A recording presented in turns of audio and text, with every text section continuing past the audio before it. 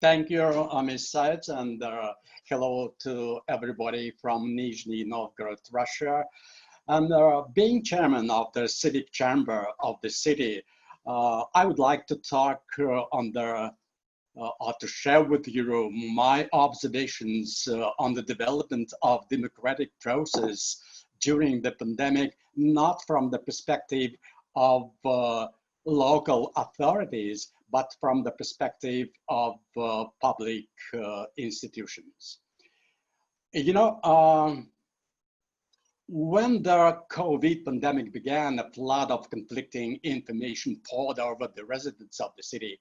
Coronavirus news flooded all the messengers, social networks, official media, and it was not always possible to understand what was going on and to find answers to urgent questions. In this situation, the Civic Chamber of Nizhny Novgorod decided to be in the center of assistance to citizens, and we launched the social online project, which we called The City is in Touch.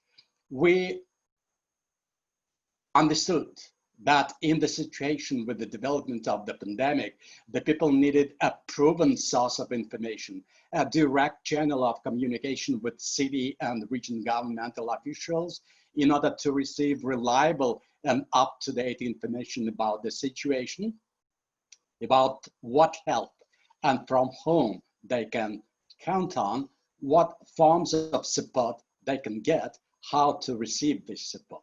We announced it in a video address of the chairman of the civic chamber to citizens of the city and invited all of them to send their questions to their email of the civic chamber. And we promised to provide reliable information for all their vital questions in our online conferences involving authorities, different city hall departments, services, and public organizations. You know, during the last 2 months of self-isolation, we organized 12 online video sessions, which were thematically arranged on the basis of the questions that the chamber has received. Let me speak on some of them. First one was volunteer assistance during the quarantine. We gave important information how to get volunteers help and how to become a volunteer. We organized students and young people who, risking their health, not only helped elderly people to buy food and medicine, but also provided the needy people with financial and in-kind help that was donated by the residents of the city. We also talked about the support for entrepreneurship. We informed owners of small businesses what kind of support is possible, how to apply for subsidies, and what documents are needed.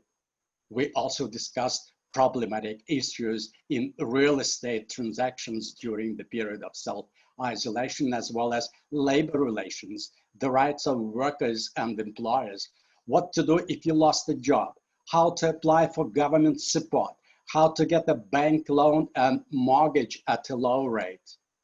We also touched upon some educational issues.